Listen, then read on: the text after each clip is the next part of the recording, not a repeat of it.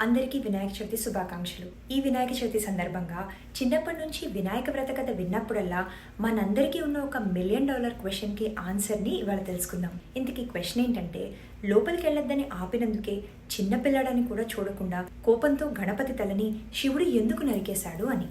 నిజానికి దాని వెనకాల వేరే కారణం ఉంది. ముష్కాసురుడని రాక్షసుడు బ్రహ్మదేవుడి గురించి ఘోర తపస్సు చేసి తనకి చావే లేకుండా వరం కావాలని అడిగాడు. కానీ అది కుదరదు, నువ్వు ఎలా చచ్చిపోవాలనుకుంటున్నావో అది కోరుకో, అది ఇస్తాను అని బ్రహ్మదేవుడు అన్నప్పుడు బాగా ఆలోచించి అయోనిజుడు అంటే తల్లి గర్భంలో నుంచి పుట్టనివాడు, ద్విజన్ముడు అంటే ఏ శరీరంతో అయితే చనిపోయాడో అదే శరీరంతో మళ్ళీ ప్రాణం పోసుకుని తిరిగి వచ్చిన వాడైన వాడి వల్ల మాత్రమే తనకి చావు ఉండాలని వరం కోరుకున్నాడు. కోరుకున్నట్టుగానే వరం వచ్చేసింది. ఇంకేముంది, లోకాలన్నింటినీ పీడించడం మొదలుపెట్టాడు. అప్పటిదాకా సృష్టిలో అలాంటి ఒక శక్తి లేదు కాబట్టి తనకు అసలు చావే లేదనుకున్నాడు. కానీ అలాంటి ఒక శక్తిని సృష్టించాలంటే ఈ సృష్టికి తల్లిదండ్రులైన పార్వతీ పరమేశ్వర్ల వల్ల మాత్రమే అవుతుంది కాబట్టి వాళ్ళ లీలని చేశారు. అందులో భాగంగానే పార్వతీదేవి తన ఒంటికి పెట్టుకున్న నలుగు పిండితో బాలుని చేసి ప్రాణం పోసింది. అలా ఆయన అయోనిజుడయ్యాడు.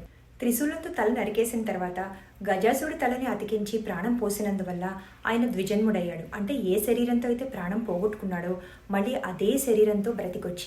అలా గణపతి పుట్టడం వెనకాల ముష్కాసురుని చంపి ఈ లోకాలన్నింటినీ కాపాడాలనే పెద్ద కారణం ఉంది.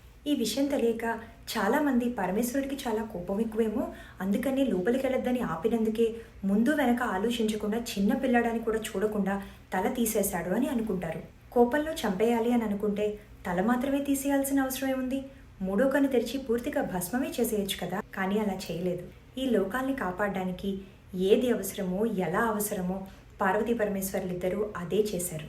పరమేశ్వరుడికి అంత కోపం గనక ఉంటే సముద్రమథనం చేసినప్పుడు విషం వచ్చి లోకాలన్నింటినీ నాశనం చేస్తుంది, కాపాడండి అని దేవతలు వెళ్ళి అడిగినప్పుడు మీకెంత ధైర్యం, నన్ను విషం తాగమని అడుగుతారా అని మొత్తం అందరి తలలో తీసేయాలి కదా.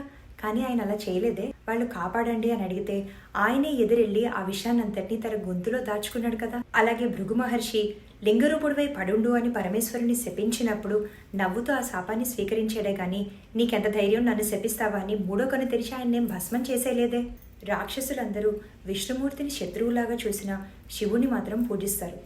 ఎందుకు అంటే వాళ్ళు రాక్షసులే అయినప్పటికీ కూడా వాళ్ళు తన పిల్లలే కదా. అందుకనే వాళ్ళు తపస్సు చేసి వరాలు అడిగినా పరమేశ్వరుడు వాళ్ళకి వరాలు ఇచ్చాడు.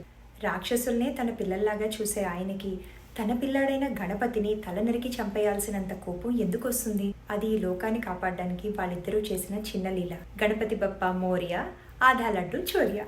Happy Vinayaka Chavithi once again.